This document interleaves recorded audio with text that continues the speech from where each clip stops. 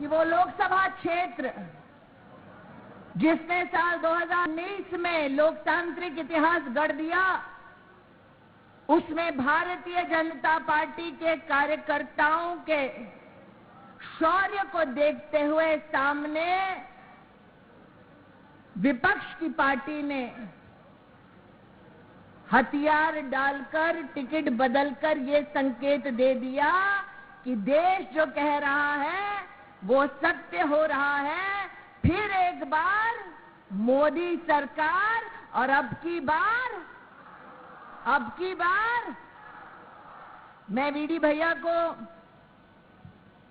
जीत की अग्रिम बधाई दे रही हूं।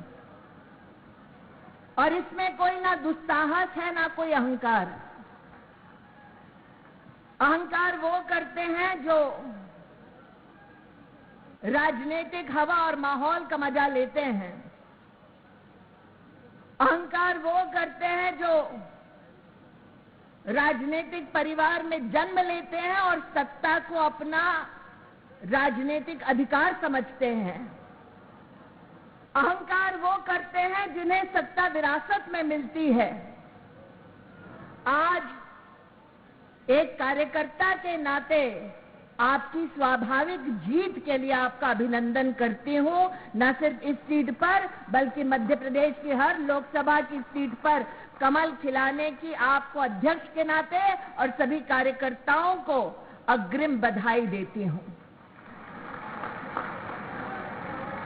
ऐसा नहीं है कि मध्य प्रदेश में कांग्रेस पार्टी ने हमको ललकारा नहीं। विधानसभा का चुनाव जब आया तो अलग अलग प्रकार की अटकलें लग रही थी।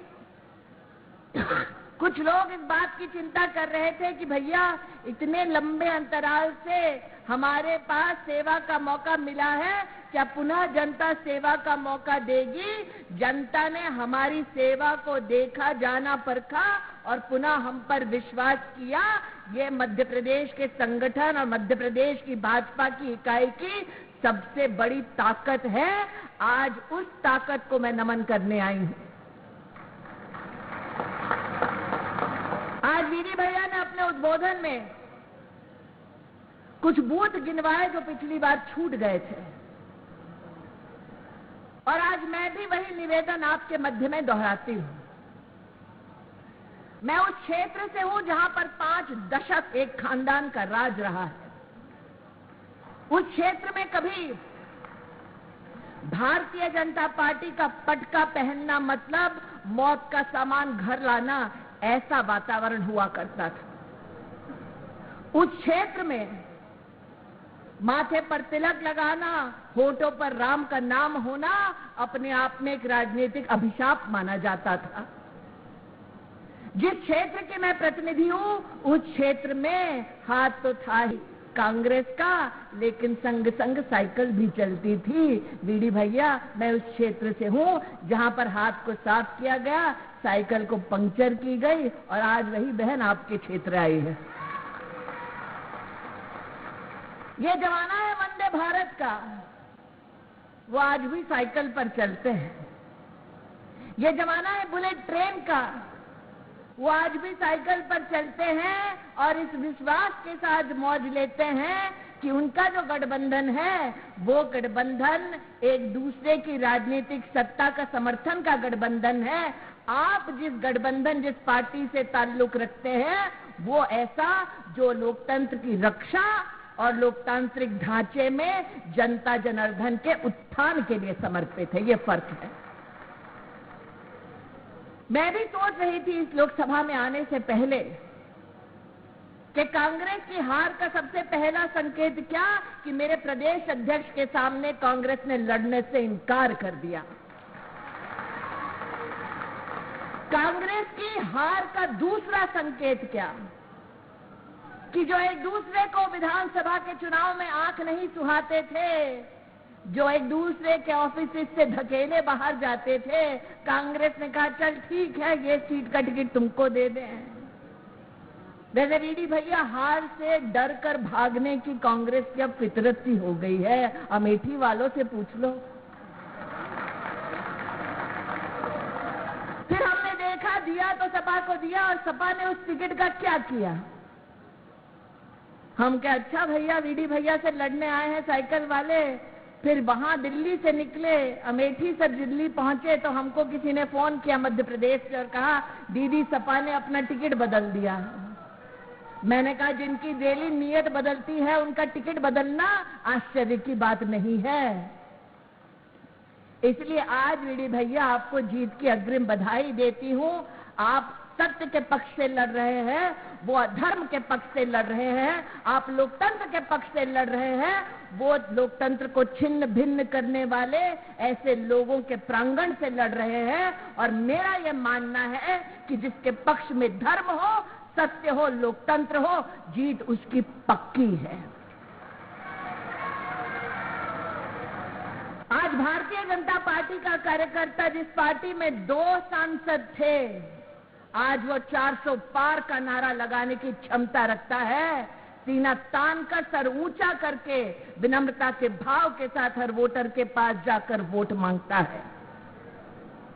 आज जनता जनार्दन से कहना चाहती हूं कि सपा को वोट देना मतलब वोट जाया करना।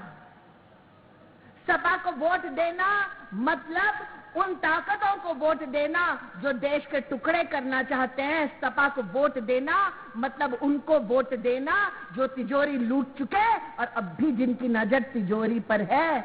वो उनका काम कभी पूरा नहीं हो पाएगा, क्योंकि नागरिक पुनः कमल का फूल खिलाएगा और मोदी को प्रधानमंत्री बनाएगा। इसलिए बूथ पर जो कार्यकर्ता जाए उससे आग्रह है, सर झुका के, बूथ पर नजर गढ़ा के, हाथ जोड़कर मोदी के लिए आशीर्वाद मांगने का हमें मौका मिला है। ये मौका हमसे छूटना नहीं चाहिए। और विनम्रता का भाव रखते हुए हम जनता जनार्दन से कहें कि जब मौत मंडरा रही थी कोविड के वक्त, तब बाकी सब भाग गए थे। भारतीय जनता पार्टी का कार्यकर्ता घर घर गांव गांव सैनिटाइजर और मास्क बांट रहा था, हर गली में भूखों को खाना खिला रहा था। ये भारतीय जनता पार्टी का कार्यकर्ता आज दरवाजे आया है वोट मांगने। जब सर झुका के, विनम्रता के भाव के साथ नरेंद्र मोदी के पक्ष के लिए वोट मांगने जाएं, तो उन्हें याद दिलाएं कि जब विपक्ष की पार्टियां कह रही थी कि वैक्सीन ना लगाओ और वैक्सीन लाओ तो विदेश से लेकर आओ, तब ये मोदी है जिसने कहा था मुक्कमता से कि हम हिंदुस्तान में वैक्सीन बनाएंगे, हिंदुस्तानी तक हर वैक्सीन पहुंचाएंगे और विदेश में भी हिंदुस्तान की वैक्सीन का जौहर दिखाएंगे। ये हिम्मत, हिंदुस्तान में ये विश्वास सिर्फ मोदी में था।